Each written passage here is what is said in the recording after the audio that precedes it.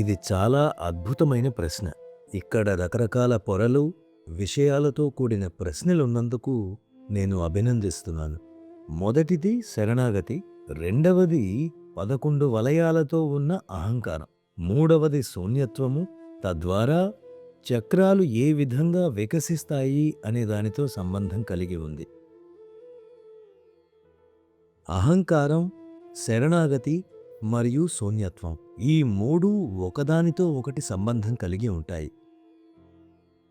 అహంకారం లేకపోతే ఏమీ ఉండలేదు. మీరు ఆ దృష్టితో చూస్తే కేవలం అక్కడ శూన్యత్వం మాత్రమే ఉండగలదు. And when you say the idea of Saranagati, when you talk about that, మీరు శరణాగతి గురించి మాట్లాడినప్పుడు నేను ఎవరికి శరణాగతి అవుతున్నాను, ఎందుకు శరణాగతి అవుతున్నాను అనేది ముందర అర్థం చేసుకోవాలి. let us not ఎందుకు అనే దాని గురించి ఎక్కువ ఆలోచించకుండా నన్ను నేను పూర్తిగా ఎవరికి సంపూర్ణంగా సమర్పించుకుంటున్నానో చూద్దాం. నేనెవరికైనా సంపూర్ణంగా సమర్పించుకోవాలి అన్నప్పుడు కొంత శరణాగతి మనలో ఉండి తీరాలి. వివాహం వంటి సరళమైన విషయాలలో కూడా ఇది వర్తిస్తుంది, అవునా? నేను సరళం అని అంటున్నాను కానీ ఇది చాలా సంక్లిష్టమైనది. అయినా కూడా కొంతమేరకు శరణాగతి అవసరం, అవునా?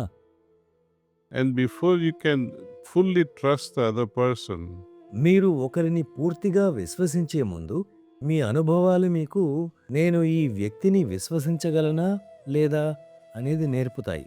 కొన్ని సందర్భాల్లో సంబంధాలలోని అనుభవాలు నేను ఈ వ్యక్తితో జీవించగలను, కానీ నేను శరణాగతి చెందలేను, నేను విశ్వసించలేను అని చెప్తాయి. ఇంకొకరితో సంబంధం ఏర్పరచుకోవడం అనేది మొదట్లో సులువుగానే ఉంటుంది, కానీ ఆ సంబంధం పరిణతి చెందటానికి, ఆ రకంగా మారడానికి, ఇద్దరూ ఒక్కటిగా అవ్వటానికి కొంత సమయాన్నివ్వండి. ఆధ్యాత్మిక సంబంధాలలోనైనా లేదా లౌకిక సంబంధాల్లో అయినా ఇది సవాలుతో కూడి ఉంటుంది. ఎప్పుడూ కొన్ని సవాళ్లు ఉంటూనే ఉంటాయి. see why most love marriages fail. ప్రేమ వివాహాలు ఎందుకు ఎక్కువగా విఫలమవుతున్నాయి? ఇదే ముఖ్య కారణం. ప్రారంభంలో చాలా తేలికగా ఎదుటివారికి సులభంగానే లొంగిపోతారు, కానీ రోజువారీ అనుభవాలు మిమ్మల్ని మరింత రక్షణాత్మకంగా తయారు చేస్తాయి. ఒకసారి మీరు రక్షణాత్మకంగా అయినప్పుడు రెండు హృదయాల మధ్య దూరం పెరిగి సమస్యను సృష్టిస్తుంది. And that creates problem, and as this distance widens, the love that used to be there in the beginning slowly fades. ఈ దూరం మరింత పెరిగినప్పుడు ప్రారంభంలో ఉన్న ప్రేమ నెమ్మదిగా కనుమరుగవుతుంది. నేను మాస్టర్ని ఎందుకు నమ్మాలి?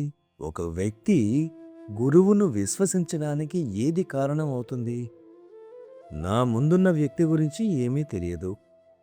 మనలో చాలామంది మాస్టర్ను కలవకుండానే ధ్యానం మొదలుపెట్టాము.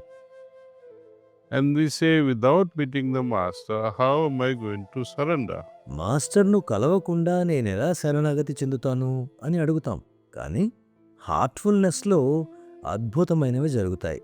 మాస్టర్ ఇచ్చిన పద్ధతి, వారి కృపతో వచ్చే ప్రాణాహుతి అనేది Makes us feel, makes us మనల్ని అనుభూతి చెందేలా చేసి మన అంతరంగ వాతావరణం కొంతవరకు మార్పు చేయబడ్డ అనుభూతి చెంది, అవును, నేను ఈ మాస్టర్తో ధ్యానానికి కూర్చున్నప్పుడు మంచిగా అనిపించింది అని చెప్తాం. and slowly our thankfulness, trust, నెమ్మదిగా కృతజ్ఞత, నమ్మకం ఈ విషయాలన్నీ మన హృదయంలోకి రావటం ప్రారంభిస్తాయి.